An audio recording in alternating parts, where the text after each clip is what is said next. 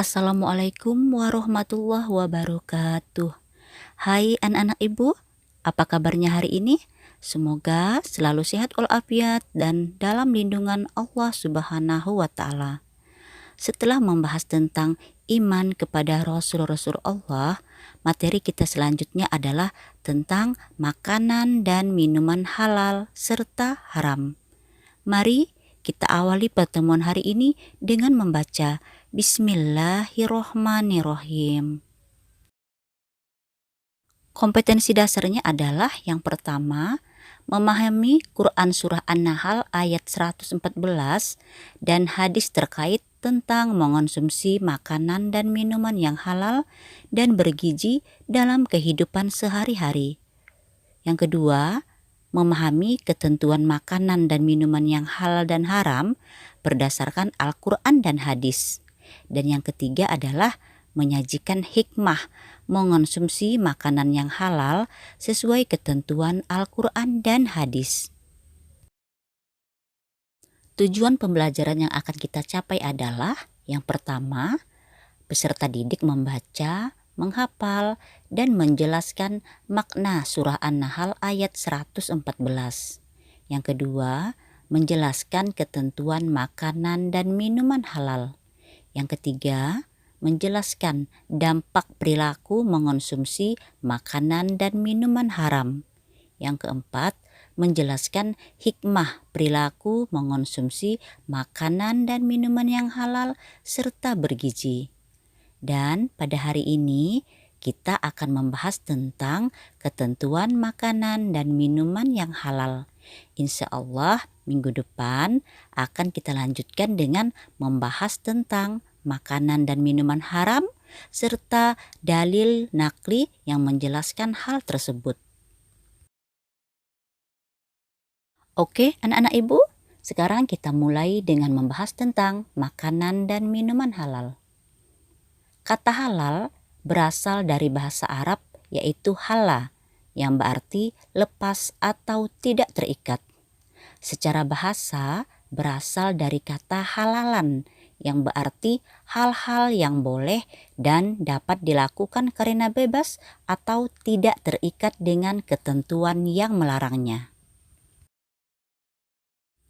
Menurut ulama fikih, makanan dan minuman halal adalah yang diizinkan atau tidak dilarang untuk dikonsumsi. Kriteria makanan dan minuman halal adalah yang pertama, halal dari segi wujud dan zatnya. Artinya, dari segi wujud dan zatnya itu halal atau tidak mengandung hal-hal yang diharamkan oleh syariat. Yang kedua, halal dari segi cara mendapatkannya. Artinya, bukan didapatkan dengan cara misalnya mencuri atau hal-hal yang dilarang oleh agama. Dan yang ketiga, halal dalam proses pengolahannya.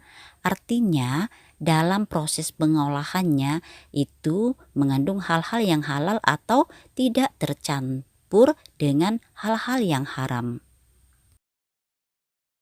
Selanjutnya kita akan membahas tentang ayat Al-Quran tentang makanan dan minuman halal. Yang pertama dari surah An-Nahl ayat 114 yang berbunyi, A'udzubillahi minasyaitonirrajim, Bismillahirrohmanirrohim. Fakulu mimma rozaqakumullahu halalan thayyibah. Washkuru ni'matallahi in kuntum iyyahu ta'budun. Shadaqallahul azim. Yang artinya, maka makanlah yang halal lagi baik dari rezeki yang telah diberikan Allah kepadamu. Dan syukurilah nikmat Allah jika kamu hanya menyembah kepadanya. Yang kedua dari Quran surah Al-Maidah ayat 88 yang berbunyi, A'udzubillahi minasyaitonirrajim, Bismillahirrohmanirrohim. Wa kulu mimma rozaqakumullahu halalan thayyibah. Wattaqullahallazi antum bihi mu'minun. Shadaqallahul azim. Dan makanlah dari apa yang telah diberikan Allah kepadamu sebagai rezeki yang halal dan baik, dan bertakwalah kepada Allah yang kamu berikan kepadanya. Kedua ayat tersebut menjelaskan tentang perintah mengonsumsi makanan dan minuman halal.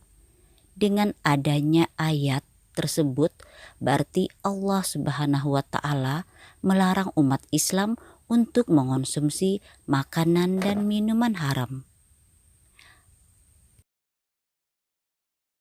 Selain itu, kedua ayat tersebut memerintahkan umat Islam untuk mengonsumsi makanan dan minuman yang thoyyib.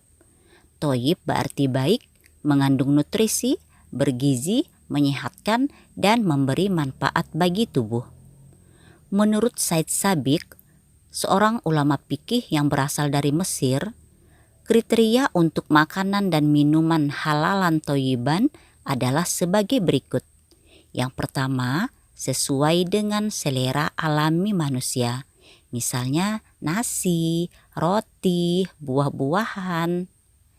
Yang kedua, bermanfaat dan tidak membahayakan tubuh. Dan yang ketiga, diperoleh dengan cara yang benar dan digunakan untuk hal yang benar. Artinya, diperoleh dengan cara yang dihalalkan oleh agama, bukan dengan cara mencuri, korupsi, menipu, dan lain sebagainya. Sekarang kita lihat macam-macam makanan dan minuman yang halal dan boleh dikonsumsi. Yang pertama, makanan dan minuman yang telah disebutkan oleh Allah Subhanahu wa taala dalam Al-Qur'an dan dicontohkan oleh Rasulullah Shallallahu alaihi wasallam dalam hadis. Kita ambil dari salah satu surah, yaitu surah Al-An'am ayat 145, yang artinya, katakanlah, tidaklah aku peroleh dalam wahyu yang diwahyukan kepadaku sesuatu yang diharamkan bagi orang yang hendak memakannya, kecuali kalau makanan itu bangkai atau darah yang mengalir atau daging babi. Karena sesungguhnya semua itu kotor atau hewan yang disembelih atas nama selain Allah. Barang siapa yang dalam keadaan terpaksa, sedang dia tidak menginginkannya dan tidak pula melampaui batas, maka sesungguhnya Tuhanmu Maha Pengampun lagi Maha Penyayang. Quran Surah Al-An'am ayat 145. Jadi, berdasarkan Quran Surah Al-An'am ayat 145, Allah melarang kita untuk memakan bangkai. Bangkai adalah hewan yang disembelih atas nama selain Allah, atau darah yang mengalir, atau daging babi, karena sesungguhnya semua itu kotor. Tetapi apabila dalam keadaan terpaksa dan tidak melampaui batas, maka hal itu diperbolehkan. Yang kedua, makanan dan minuman yang halal dan boleh dikonsumsi adalah makanan dan minuman yang tidak didapatkan dengan cara haram. Misalnya ayam yang diperoleh dengan cara mencuri. Meskipun secara zatnya ayam halal untuk dikonsumsi, tetapi karena diperoleh dengan cara mencuri, maka ayam tersebut menjadi haram. Yang ketiga, makanan dan minuman halal yang tidak tercampur dengan makanan dan minuman yang haram. Peristiwa ini biasanya terjadi pada saat memproses makanan dan minuman halal yang tercampur dengan makanan dan minuman haram, maka hukumnya adalah haram untuk dikonsumsi.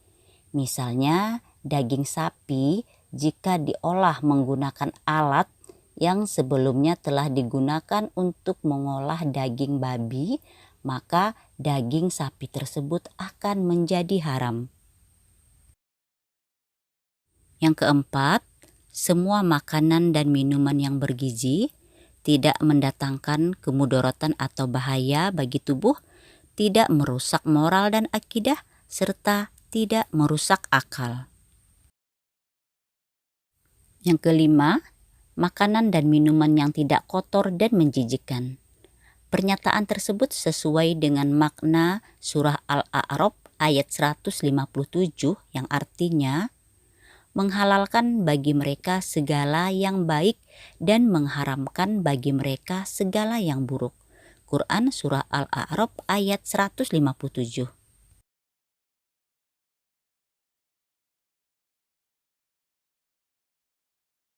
Yang keenam, makanan dan minuman dari tumbuhan dan hewan yang hidup di air seperti ikan, udang, kepiting, cumi-cumi, dan kerang. Dan yang ketujuh adalah makanan dan minuman olahan dari hewan yang halal dikonsumsi seperti bakso sapi, susu sapi, dan abon ayam. Itulah tadi pembahasan tentang makanan dan minuman yang halal dan bergizi. Sekarang kita akan melihat apa hikmah atau manfaat dari mengonsumsi makanan dan minuman yang halal dan bergizi. Yang pertama, akan meningkatkan keimanan dan mendapatkan ridho Allah Subhanahu wa Ta'ala. Yang kedua, memudahkan terkabulnya doa. Yang ketiga, menjalankan sunnah Nabi Muhammad Sallallahu Alaihi Wasallam. Yang keempat, akan memiliki akhlakul karimah atau perilaku terpuji. Yang kelima, akan mendapatkan ketenangan hati. Dan yang keenam, menjaga pola hidup sehat. Demikianlah yang dapat Ibu sampaikan. Semoga dapat kita ambil hikmahnya dan menjadikan kita pribadi-pribadi yang membiasakan diri untuk mengonsumsi hal-hal yang telah diajarkan oleh agama. Terima kasih atas segala perhatian. Insya Allah minggu depan kita akan membahas tentang makanan dan minuman yang haram. Ibu akhiri dengan membaca Alhamdulillahirobbil alamin. Billahi taufik wal hidayah. Wassalamualaikum warahmatullahi wabarakatuh.